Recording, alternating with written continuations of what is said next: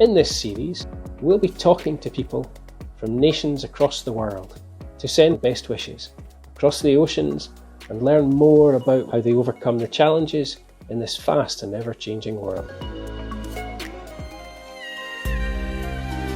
Remarkably, the Vietnamese state can be traced back to nearly 3000 BC, but has been subject to territorial disputes for centuries by Chinese dynasties and then colonial occupations that fractured the country. By the 1960s, the Communist North and the US-backed South were in a bitter conflict that evolved into a devastating war which would last until reconciliation and reunification in 1976.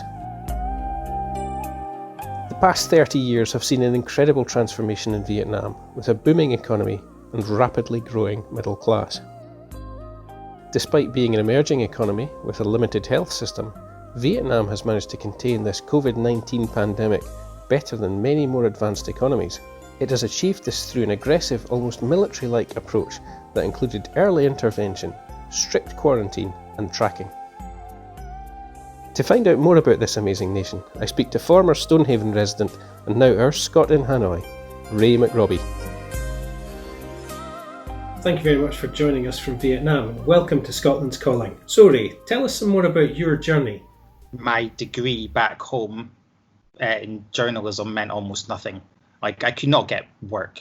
I decided just a few months before the EU vote, and even before then, and partly because of what happened in Scotland in 2014, I narrowed down the countries to figure out where I could work and live for cheap, and it ended up here. I did all my research, spent 3, 6 months, 9 months, a year working here teaching, which I never thought I would do, and I hate kids. And I'm, not interested, but I had to do something.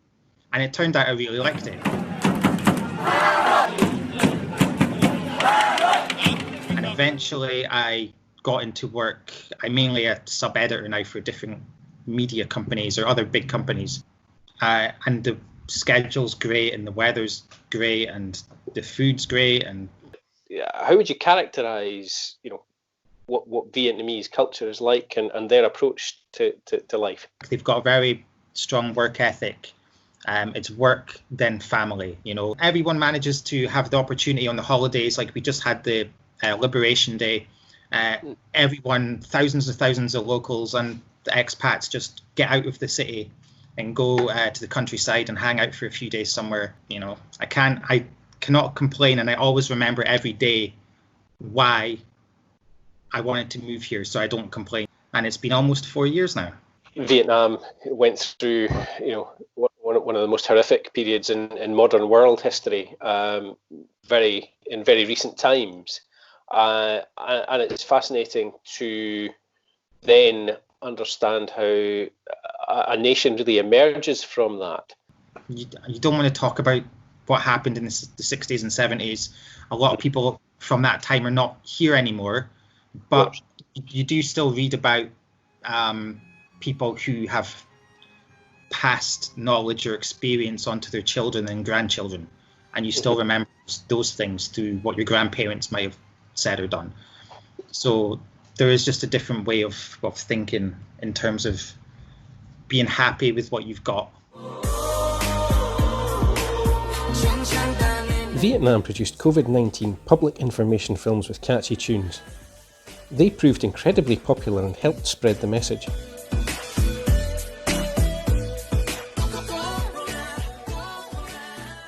And so what have those measures been? What was Vietnam's response? Because I guess famously, it seems to have done incredibly well, in global terms. Again, it's sometimes funny in a way to see the debates that are going on in the UK or in the US for weeks and weeks and weeks and weeks, when here it seems such an obvious thing to just get on with, and it was done many moons ago now, and this is the result you get. 270, 280 cases. How many deaths do you have in the UK? 26? Well, using the government's own figures, it's probably getting on for 50,000 now, actually. Because the FT have done the analysis of the government's own figures and suggested that actually the other day was 48, so I can only imagine it's certainly getting up towards 50,000. Yeah. So you can miss a few, or they've been categorized wrongly or something here, but that's, it's nothing, is it? It helps to have experience, and Vietnam was the first country outside China to get SARS cases. They've had to suffer from MERS as well, and a few other diseases. The leadership has basically given you all the information you can need about every single case. So each person, you knew where they'd been, the shops they'd gone to, for how long, what times of the day, and what districts they'd gone to. Once they found out where she lived, they shut the street down, they disinfected it, they quarantined everyone on that street. So they did it where they could on a street-by-street basis. They quarantined villages. You just shut down the village. If someone's there, just get it done. Of course, you're used to the NHS here in Scotland, or you were. How does it work in Vietnam? Generally, the health system is not too advanced here, which is why they had to be so super quick to get everything sorted immediately, because they would not be able to cope with so many cases. Did they close the borders to all international travel, or? They suspended flights like staggered. So it was Wuhan first, and then within 2 weeks they basically shut the Chinese border apart from essential trade, that's a huge decision because Vietnam relies on China so much. And they just went, we value the health of people over the economy. That was it. Those flights were all suspended again, like before the WHO had advised that. Mid-March, they said in Vietnam you wear a mask outside no matter what. And again, that was against the WHO advice at the time. And that's another debate that kind of makes me laugh about the issue with masks. I know it's different because there might be different numbers of supplies or whatever compared to here. People are more used to wearing masks here. So it's a completely different culture, but it's just throw it on, most places have opened up. It took another week or two for the gym to open up, or hairdressers and flower shops. Cinemas are still shut. Some schools have opened today. So families are very, very happy about that. So very different responses depending upon which parts of the country you're in. It's certainly not a kind of one-size-fits-all approach. And again, that's the thing that comes up when I'm watching the news back home about deciding whether to relax things on a countrywide basis, or through the Four Nations, or through different cities and towns and everything. City authorities here and district authorities, and they were able to decide on a area by area basis about schools.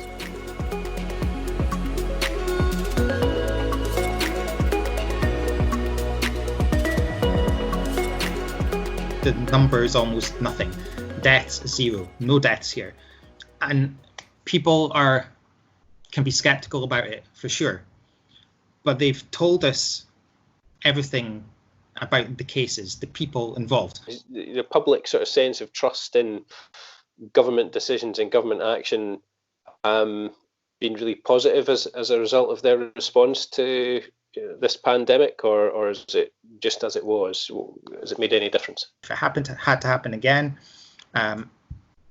you just get it done. They know it's for the greater good. In the UK, so much stuff is done through the media, and it's you're needing to get these people in charge to waste their time doing interviews where they're just going to repeat, catchphrases or whatever over and over again, and not actually give you any proper answers. And here they don't do that. And just when they know, then they tell you, basically, and they get the info everywhere. The police and the authorities come around in their vans, and they've got the megaphones, and they did this before all this happened. They come around with information on megaphones and through tannoy systems, and just people love noise here. They just blare stuff out so everyone knows what's happening. I'm wondering what will happen if there's a zombie invasion now, which the best country to stay is. It's just about the only thing left. That's my next thought, yeah. Vietnam's export-based, labour-intensive economy faces many challenges, from mechanisation to protectionism. and the downturn in retail that COVID-19 will almost certainly exacerbate. But this relatively young nation, in control of its own future, has made incredible progress and is well placed to capitalise on its ancient links and modern developments and build that better future. And I guess that even in the kind of 4 or 5 years that you've now been there, you'll have seen that sense of, continuing emergence. The infrastructure has had a lot of money put into it. People are able to more easily access things they couldn't before. Growth has been like 7% over the last few years, and it's going to be obviously much lower. They're predicting like 2 point something up to 3%, but it's still going to be higher than regional countries. Tech-wise, I think Vietnam just struggles because there's other countries nearby that are mainly English speaking, or very much more English speaking than here. So it's difficult for some companies to get a foothold here because of the language barrier, even though like labor costs might be better. So there's issues, but they kind of treat it like a golden period just now in terms of age demographics. So there's still so much potential, and they seem to be on the right track. Diplomatically as well, Vietnam is like the chair of the ASEAN, so like the 10 Southeast Asian countries. What is ASEAN? The Association of Southeast Asian Nations, ASEAN for short, is an association that today consists of 10 Southeast Asian states. The aim was to improve economic, political and social cooperation, and also to balance political conflicts between these countries that existed as a consequence of decolonization. Vietnam's got a big role in that this year. So they're really pushing the diplomacy between all those countries and trying to lead. Vietnam and the EU is about to enter a free trade agreement. So that was basically sorted out at the end of last year, and it's going through just the final, signing off. There's a huge amount of uncertainty here in Scotland and of course across the wider UK about what that Brexit will still eventually look like. And as of today, the UK government are still insistent on pressing ahead with their Brexit plans for the end of this year, irrespective of the pandemic, which is beginning to cause a lot of concern. Like over here, we've got the British ambassador here. All he can say is that we're looking at a Vietnam UK free trade deal, and we're going to work on this and that, and things are going to be great and better than ever.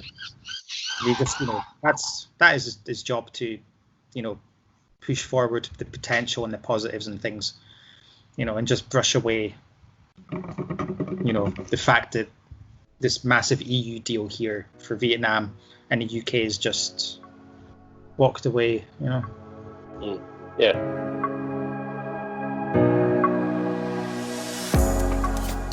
It just wants to get things done, and it really seems like the place wants to look after the people, because the people are what makes everything go round. Vietnam is an amazing country, fast growing, rapidly changing, and yet with a really strong sense of itself. It has systems and government processes that are very different to the ones that we have. Yet it's managed to put its people at the heart of really existential crises, both with the recent COVID-19 pandemic that we're all still living through, and perhaps building on their experience as well of SARS, and alongside other nations in Asia and the wider Australasian regions. Those governments who've been able to react quickly, prioritise the health of their people, have been able to see very markedly positive differences in their responses to this current crisis than most of what we regard as the Western world. So I think there's lessons in there for Scotland. I think there's lessons in there for the broader Western society. If you would like to support the creation of more of these episodes, please do visit our crowdfunding page. Every penny goes to creating more of this kind of information, and all your support is really appreciated. Thank you.